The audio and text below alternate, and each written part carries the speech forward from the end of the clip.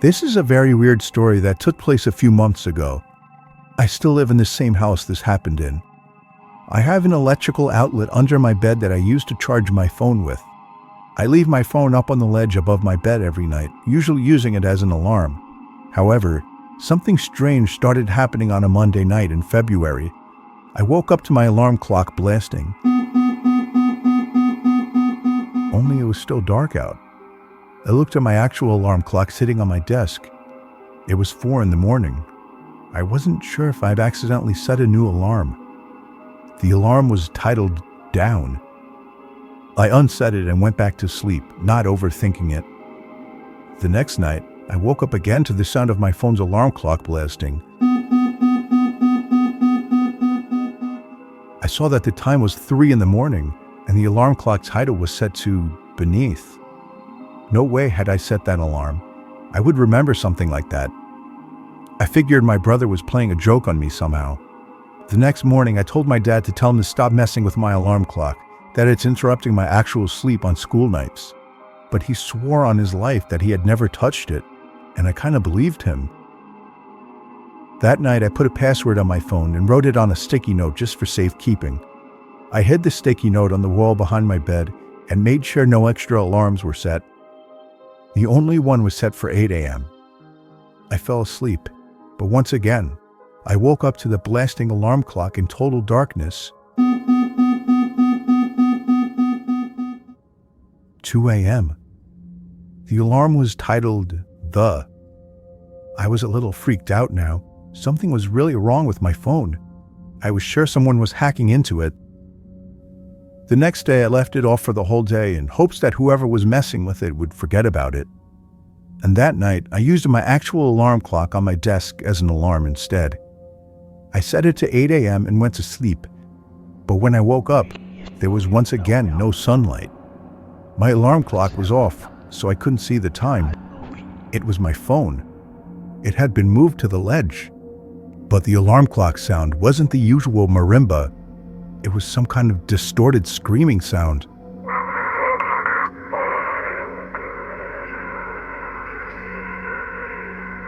I turned off the alarm, which was titled Bed. It was 1 in the morning. I was laying there clueless, not knowing what to think. My phone was at 10%, so I reached down under my bed to try and find the charger that's normally plugged into the wall. It was missing. And then, at the worst possible time, I realized exactly what it all meant. The 4 alarm titles formed a sentence: Down, beneath, the bed. I tried to pull my arm away, but it was too late. I felt a hand grab my arm and squeeze tight. I screamed as loud as I could, loud enough for all the neighbors to hear. I heard my parents' bedroom door open and footsteps running over to my room. My door opened and my dad barged in with a baseball bat. He saw that I was being pulled down to the edge of my bed. My dad reached under my bed and grabbed a hold of the man hiding under. He knocked him out with the bat and called the cops. The man clearly didn't plan that out, as he basically trapped himself under my bed. Police told us that he was a registered sex offender who had been arrested 10 times. He's extremely messed up in the head and clearly gains pleasure from messing with and scaring his victims. It scares me the most that he was in our house and under my bed for 4 days. This happened about 7 years ago, ironically on Halloween night. It was pretty late, close to midnight, so all the kids in the neighborhood had already gone home. Even our neighbors across the way had stopped playing their corny Halloween tape. You know, the ones with the creaking door sounds and witch cackling. It was just me and my cousin Q, sitting in the living room. Now, my other cousin, who was about 4 years old, had left her doll laying on the floor, face down. It was one of those baby alive dolls or something like that. The ones with the moving eyelids. Q had issues with that doll the moment it was bought. She hated it and said it was creepy. In fact, she often threw it down the basement stairs.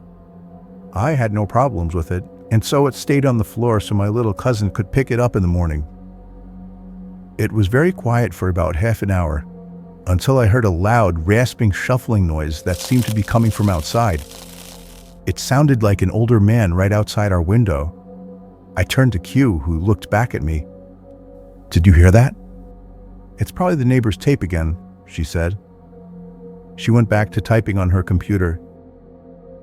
It was silent for another minute before we heard the rasping noise again, louder this time. It sounded like the man was trying to say something. I got up from the couch and peeked out the window. Absolutely no one out there, not even in the street. Our neighbor's house was dark. It was as still as any night in our quiet neighborhood. "There's no one out there," I said, looking back to Q. She didn't say anything. I was kind of getting freaked out. Another minute passed, and this time there was whispering, but loud whispering. I remember it sounded like a kid and a woman. Q finally looked up from her computer. "It's that doll," she said. Of course she thought it was. She was very superstitious. I gave her a skeptic look. Let me say this, I don't believe in the paranormal. I leant down and picked up the doll. It was fine. Her eyes were closed. I forgot to say that it had a voice box thing in it, but it didn't have any batteries. I put it back down. "No, it's not. Just leave it alone," I told her. It was silent again. I went back to my seat on the couch. The rasping started again, and I heard the man say something garbled, followed by a wheezing. I jumped up from the couch. I was going to see if it was coming from the backyard. Just as I started walking, I noticed that the doll had moved a little. I picked it up again and turned it over. Its eyes were open, and it was heavier than before. I dropped it, and Q threw it down the basement again. I still have no idea what to think. Q denies it ever happened, and my little cousin never asked about her doll after that. I saw the doll only one time after that, on the top basement step laying on its side. This time, I pushed it down the steps. I was up late reading on a cold night. My bedroom is on the first floor, and I live alone in a relatively quiet and wooded area. For that reason, a lot of my windows didn't have any blinds, since it wasn't as if people driving by were able to look into my house.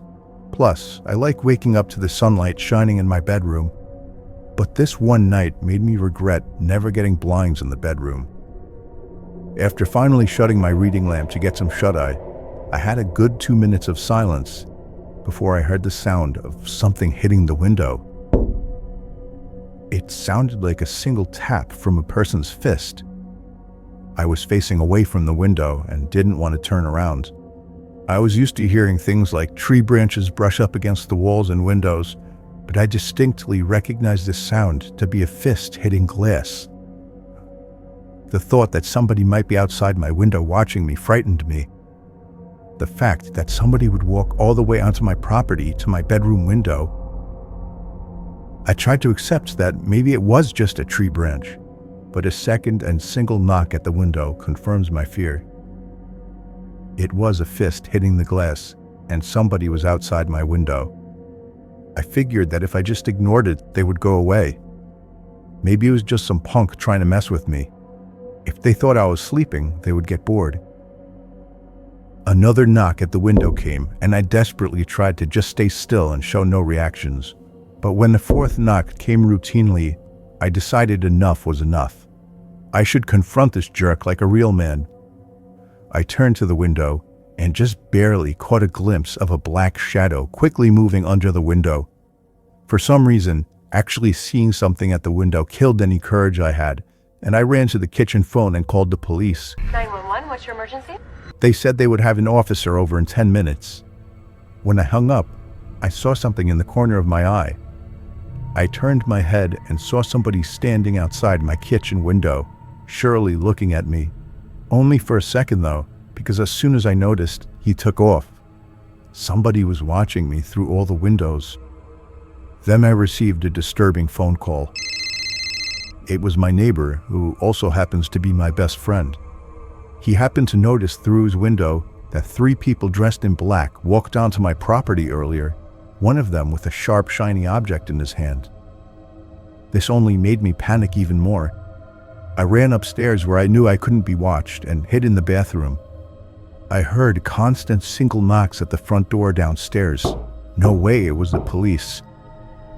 I just prayed they would get there in time, and thankfully, moments after the knocking stopped, I heard heavy banging at the front door, followed by someone screaming police. It turned out to be the cops, but whoever the three men were already gone into the woods. It might have been more than three, I don't even know. All I know is they were never caught and that I went out to get blinds the same week. I moved into a house that my aunt and uncle had been renting out for several years after they built a new place. I spent a few months alone before a buddy from work asked if I was looking for a roommate. I thought about it for a few days and ended up allowing him to move in. It was a 2-bedroom place with a den and office in the garage. He decided he wanted his own space as the bedrooms were right next to each other, so he moved his stuff into the office in the garage. And I have to admit, it was a pretty cool setup he had. The only problem, he didn't have a bathroom or kitchen out there, so he would use the kitchen and toilet in the house. We worked different schedules, so I would often leave the house unlocked for him. One night, I went to my girlfriend's house for dinner.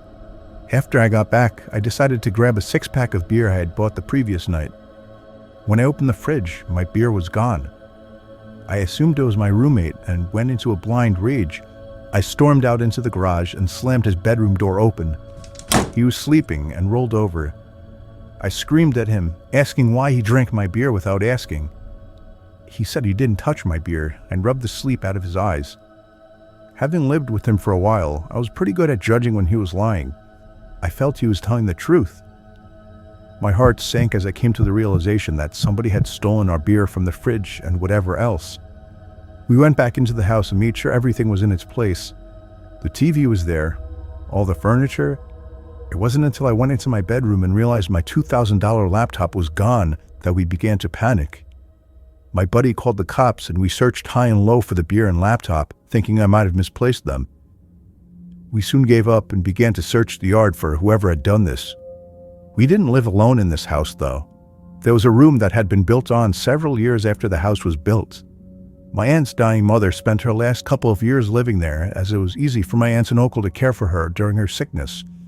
When she died, they began to rent the room out to a strange woman, before eventually moving out themselves and renting the rest of the house out. The woman remained there until we moved in, and my aunt and uncle had their concerns with her. They believed she was a drug addict, which became evident to us during our stay there. She behaved erratically, and we would hear strange noises from her end of the house all hours of the night. Her brother moved in several months after we did, which was strange because her place was a 1-bedroom suite. We figured he just slept on the couch or something. He was even weirder than her, though. He wouldn't acknowledge me when I pulled up into the driveway while he was sitting having a smoke. Trying to make conversation with the guy was pointless. He basically just stared through your soul. One night he even asked my roommate if he could score him drugs. That night during our search for the burglar, we went out to the garage door, only to find bare footprints in the snow. The footprints led from their suite door to our garage door. We put 2 and 2 together and began banging on their door. We said we knew it was him and he better answer the door. Someone inside lifted the curtain and made eye contact with me, which to this day still gives me chills. The cops showed up and took down all our information. They scoured the house and found nothing and no one. We showed them the footprints and explained that the people living in the suite were drug addicts. We gave the officers their names. They ran the names in their cruiser and came back to inform us that the man had a warrant in another province and was convicted of breaking and entering several years back. The cops knocked on their door for several minutes and identified themselves as police officers to no avail. They informed us that because the warrant was from out of province, and technically the man hadn't committed a crime, there was nothing they could do about it. The cops left and it was 1 a.m., so my roommate and I went to bed. The door that connects the 2 weirdos' suite and my part of the house can only be locked from their side of the door. I completely forgot about this before falling asleep. During the night, I heard footsteps outside my door and a few loud bangs. My doorknob began to shake violently. I was barely awake and brushed it off as my roommate. Luckily, I always lock my bedroom door at night. The next morning, I asked my roommate what was so important at 3 a.m. that he would need to try and get in my room. He told me he slept through the night and hadn't even got up to go to the bathroom. my heart sank. I told him what had happened during the night. I have never been more glad that I locked my door at night, due to some silly childhood fear that I've held onto into adulthood. To this day, I wonder what would have happened if I left my bedroom door open and that man got into my room. Needless to say, me and my buddy moved out of that place a few weeks later. When I was going to college in North Carolina, I started working at a local TJ Maxx store for some extra cash. Since I was in class during the day, I usually worked the later shifts. One night I was walking to my car. I think it was about 11 or 11:30. As a safety protocol, all of the employees left together and the security guard would watch from the sidewalk to make sure we all got to our cars all right. I was approaching my car when I heard a car pull up behind me. I turned around and there was a woman with her teenage daughter in the passenger seat. She rolled the window down and started giving me a story about how they just came into town to visit family and that they're out of gas and have no money, and then asked if they could borrow a few dollars. I told them the truth, which was that I had no cash on me. I never carry cash. So she just looked at me and asked very hurriedly if I would get into the car with them, go to the gas station, and buy them about $10 worth of gas. I mean, obviously I said no, and she asked a few more times. It wasn't until I had said no that I noticed the daughter in the passenger seat had been staring at me the whole time, and she was licking her lips and wringing her fingers. At that point, I bolted back to the store where the security guard was because they had pulled up behind my car, so I would have been stuck there. I told him what had happened. He started walking to their car, and they sped away. Working the night shift always sucked. I work in an office building and would constantly do the night shifts since it was the only time it would work out for me. I was just about always the only person on the floor I worked on, possibly in the whole building. There would always be a kind of eerie feeling to being in such a big building with most of the lights out and absolutely no one around.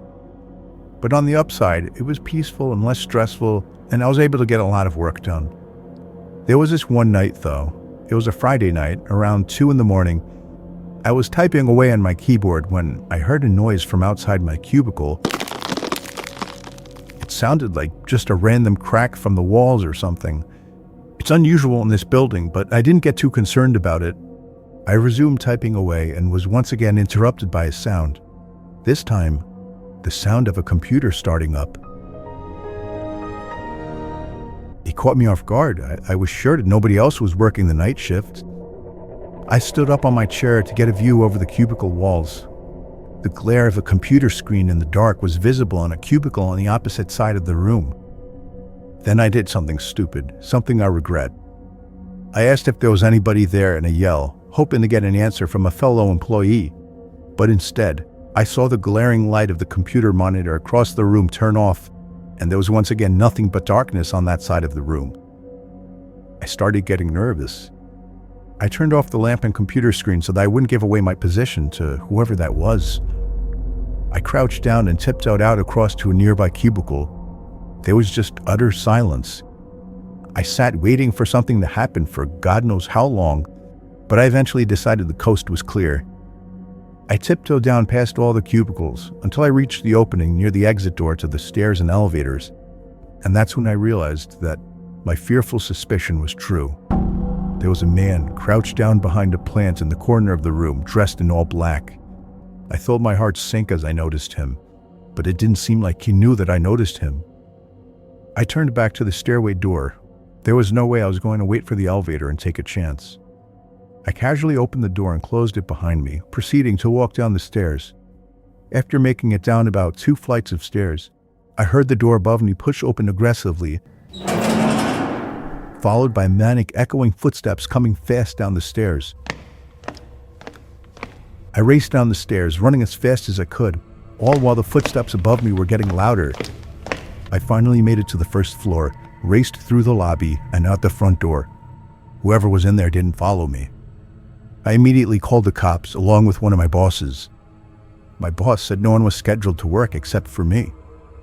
The cops scanned the place from top to bottom. There was no one in there.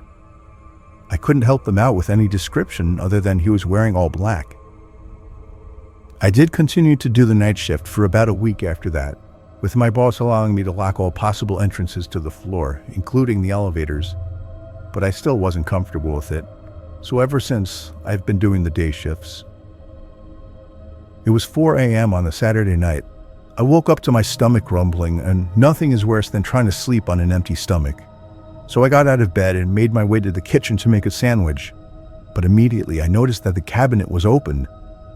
I'm always super obsessive over closing everything I open, so I couldn't believe that I had done that. I found it more odd than most people would. That's just how I am. Most people would shut the cabinet and forget about it. But I went as far as investigating around the house for any unwanted guests. There was nobody in any of the closets I checked, but when I went down to the den, the back door was wide open. I was certain now that someone had been in my house. I somehow had the balls to step outside and turn on the patio light, and there was somebody sitting in one of the patio chairs. He looked at me with a blank expression and got up slowly. He looked filthy, almost homeless. His hair was down to his shoulders. He started walking closer to me. I couldn't tell what his intentions were, and I kind of just stood there, almost taking him as harmless. But he suddenly lunged at me, and I barely had time to shut the door and lock it. We stared each other down for 10 seconds through the glass, until I finally realized I should be taking that time to call the cops. I ran to the kitchen to get the phone, and as I was dialing, I noticed when I got back that he was already gone. I still called the cops, but nothing was ever found of the man. It happened on my friend's 21st birthday. We were throwing him a big party filled with alcohol.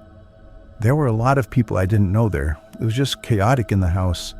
There were probably 100 people. But even in all the chaos, I noticed one shady character that stood out. There was an older man sitting in the corner of the room, just kind of watching everybody drinking and dancing. I didn't think much about it at first, assuming it was someone's dad or uncle or something. But as the night died down and more than half of the guests had already left, the man was still there by himself in the corner.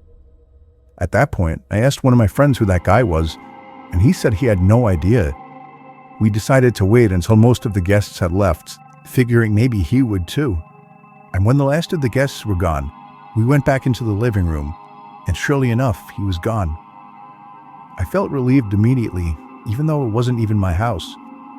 That man just seemed so out of place, and it was downright creepy.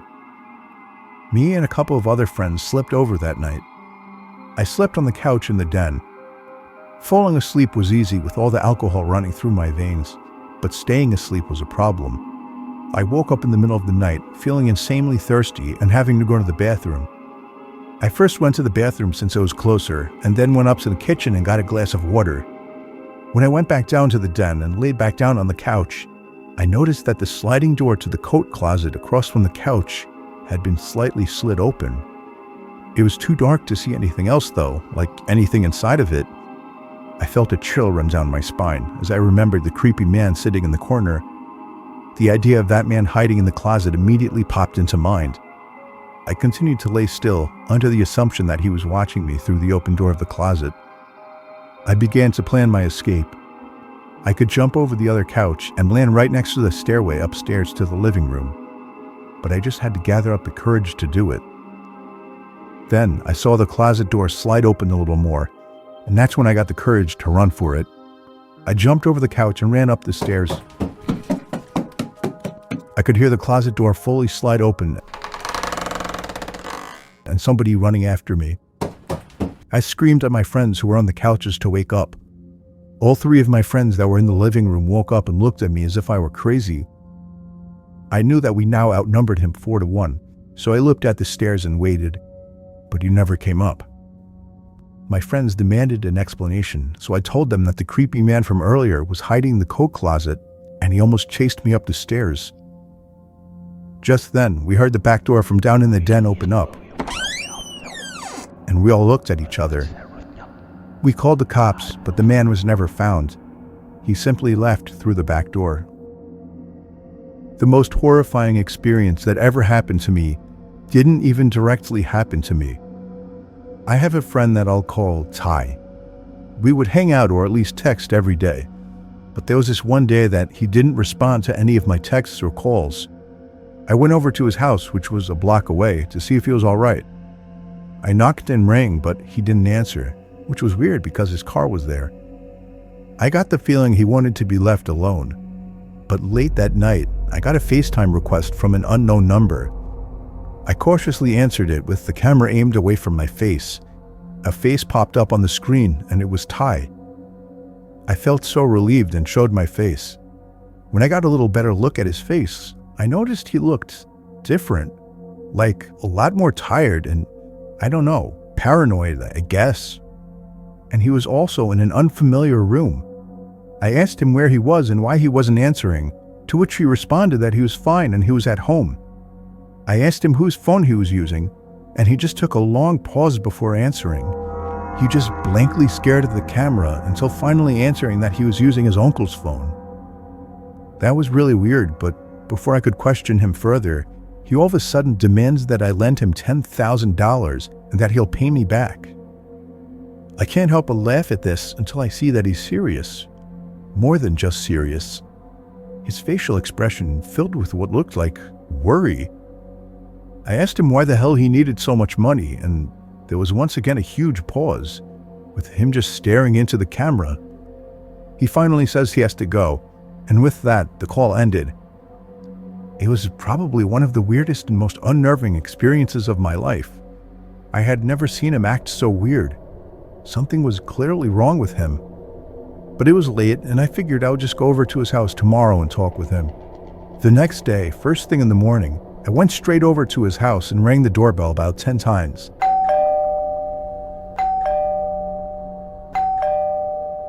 He didn't answer. I eventually gave it up as a lost cause. If he wanted to act sketchy, that was his problem. But late that night, around the same time, I received another FaceTime call from another unknown number. I answered it, and it was again Ty. But this time, he looked like shit. His hair was a mess. He had a cut on his forehead. He had bags under his eyes. I didn't understand what the hell was wrong with him. He wouldn't tell me anything. He just kept demanding $10,000 to be paid to some random address, to which I kept telling him no. And then he said something that still haunts me. He said in a shaky, nervous voice, "Come on, don't point a gun at my back." It hit me like a bullet as he said this, accompanied with an ever so slightly twitch of his left eye, to which I interpreted as a wink. But then the call ended abruptly, and I could only imagine what was going to happen to him. By some miracle, I remembered the address and sent the cops there right away. It was an old abandoned house on a basically deserted block miles away from my house. They found Ty in the basement, beaten senseless and barely alive, but they got to him just in time. The sicko that did this to him was already long gone. Ty doesn't like to talk about it, but the most he told me was that he was walking home before everything went black, and he woke up in a dark basement. My parents are divorced, and I was living with my dad. I'm an only child, so the only time I was around kids my own age was when I was out making friends with kids on the block. There was this one kid that lived on the corner of my block. His name was Tom. I met him while riding my bike. He strangely invited me over to shoot some hoops with him, so I did. He was a lot older than me. I was 12 and he was 16. I found out after hanging out with him a lot that he was an only child as well, and that he also lived with his dad. At first, I found him very relatable. I gave him my phone number and he would call to hang out. Sometimes he would come over and play video games. But then he started getting weird. He would call nonstop. If I didn't answer, he would begin to leave annoyed messages. He would call 5 or 6 times before coming over and ringing the bell. If my dad wasn't home, I usually didn't answer it. But when he was home, he would force me to hang out with Tom, even though I told him he was creepy. I biked with Tom back down to his house while pretending to listen to him babble on about stupid shit. This kid would never shut up. I needed to find a way to get him to stop looking for me. Then, for the first time, he invited me into his house. I really didn't want to go in, but it didn't seem I had a choice. The second I walked into the door, The foul, disgusting odor of his house filled my lungs. Clothes were tossed all over the floor, broken glass in one corner of the room, and what looked like coffee stains on the wall. It was the most disgusting place I'd ever seen. And then, a huge, shady-looking man walked out from another room. He looked at me with a very intimidating look. I felt myself backing up away from him, until Tom introduced him as his father. The man just gave me a big grunt and stomped off into another room. It was official. This kid was a fucking creep. I needed to get away from him for good. I decided I didn't even want to be in that house anymore and just made up some excuse to go. I think that I said that I forgot I had a doctor's appointment, and at that moment, his smile slowly faded as an unhappy, if not extremely angry expression crossed his face. He didn't even give me any response. He just looked at me with this unnerving stare. I left in a hurry and ran back down the block to my house. The door was locked, surprisingly. I unlocked it with the key my dad made me carry and found that he wasn't home. I really wanted him to be home. And then I found a little sticky note on the fridge saying he was called into work for a possible storm emergency. So that night before going to sleep, I checked my email for a response from somebody on eBay. But instead, I had about 5 new emails, all titled in capital letters, and they were all sent from an email named tomtom20@aol.com. It was him. I never gave him my email and still have no idea how he got it. One of the emails was titled, "You made a mistake. another was titled, I know where you live." and the rest were filled with profanity and threats. I was only 12 and was extremely intimidated by this, so I was ready to call my dad, but as soon as I was heading to the kitchen phone, I heard the sound of rustling bushes outside. I opened the blinds of the window that was facing the bushes and was greeted by the face of a huge man who I instantly recognized as Tom's dad. I called the police, but by the time they arrived, he was already gone. When my dad came home early because of this situation, we went on to get a restraining order as soon as possible. Tom and his dad moved out about a month after that.